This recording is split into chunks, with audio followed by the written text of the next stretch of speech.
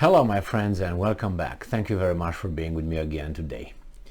I've been following the elections in Italy, where I actually have a favorite, and that is Georgia Meloni, and she's the leader of the Brothers of Italy. And I think she's a very interesting person, and I think the political platform of this party is a very attractive. And the elections occurred today on Sunday, the 25th of September. Tomorrow will be the counting overnight, and tomorrow the counting of the votes. Now we have already a winner. Her party majority, which is about 25%, and she's going to have a coalition with former Prime Minister Silvio Berlusconi. So we have here this. I have three articles actually.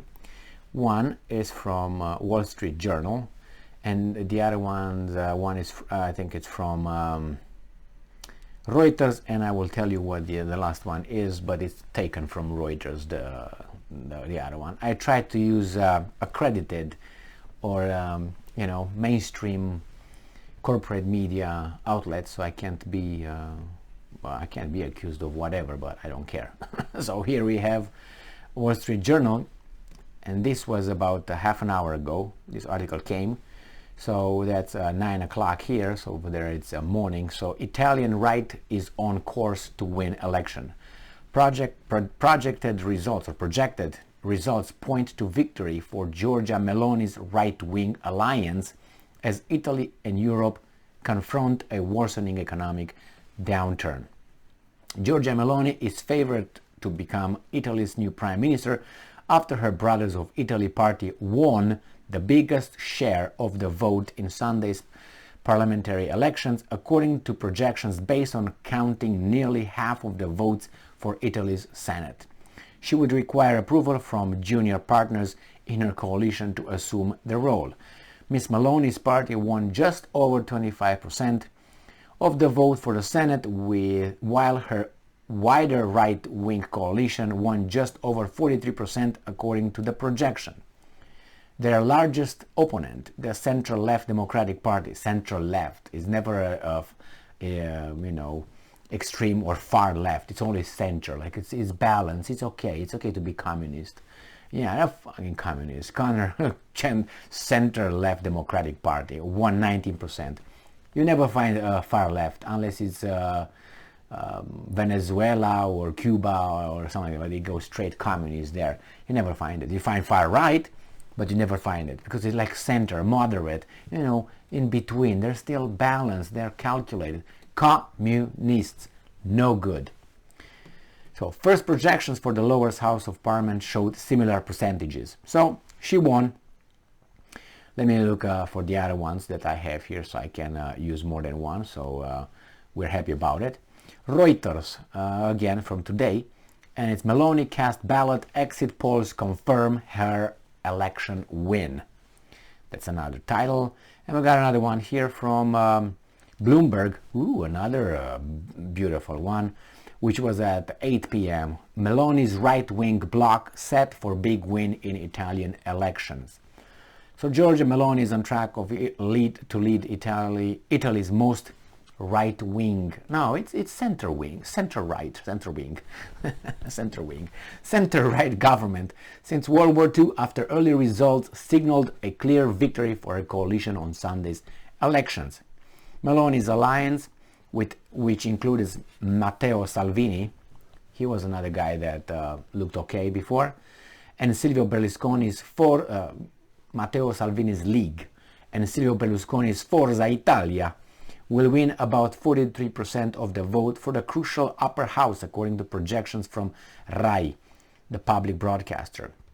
That would give the bloc at least 114 seats in the Senate, where 104 votes are required for a majority. So they will be out, putting her in line to become the country's prime minister. Yay! All the women celebrate, regardless of creed and color.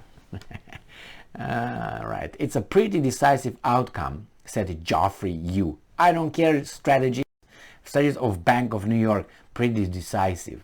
Yeah, it's pretty decisive. Geoffrey Yu, strategist of New York, man in London. Well, she's a 45-year-old. Experience of government, she would be blah blah. Yeah, these people with little experience in government will do the best job because they are not tainted. They're not dirty with your politics out there. But she will have now time to do whatever she wants, and they will take care of to paint her and to oint her and all that. The next Italian government will face a series of overlapping crises as the energy shortage is triggered by Russia's invasions of triggered by your sanctions on Russia, fuel rampant inflation and undermine growth. The hit to Italy's finances and the prospect of more interest rate hikes from the European Central Bank have pushed the yield on Italy's 10-year bonds to more than 4.3% compared with less than 1% in December. The result marks a meteoric rise for Meloni's party, the Brothers of Italy. The group is set to claim about 25% of the vote, compared to 4% in the last election in 2018. That's a big jump. As she looks ahead to potentially taking office towards the end of the next month, she will be keeping a close eye on her coalition ally, Salvini, whose party underperformed with about 9% of the vote. Salvini saw himself as Italy's next prime minister in 2019 when his party, the League, led the polls with 34% and has only reluctantly accepted that he has no play second fiddle to Brothers of Italy. Only reluctantly accepted that he has to play second fiddle to the Brothers of Italy. Well, that's what's going to be. They are better new. Now, we got the communist. Enrico Letta, Democratic Party, Meloni's main opponent in the campaign, came second in the exit polls with 19% of the vote and is set to lead the opposition. Giuseppe Conte. Woohoo! Anti-establishment five-star movement registered a late surge to claim around 17% and is likely to be another important force in the opposition. Election results will come in during the early hours of Monday there, with the Senate results to be tallied first before officials being counting votes for the lower house. The new parliament, which has been downsized to 200 senators and 400 lower house lawmakers, will meet for the first time on October 13. You see how many parties these guys have? At least 5. How many does this great democracy have? Nike and Adidas. That's all. You don't count Puma, you don't count Asics, you don't count others. Just Nike and Adidas. Great democracy. Imagine you go to buy a salami or whatever, you go to buy some meat and you have only 2 kinds. Oh, you would be thrilled, right? No, you would say, what the is this?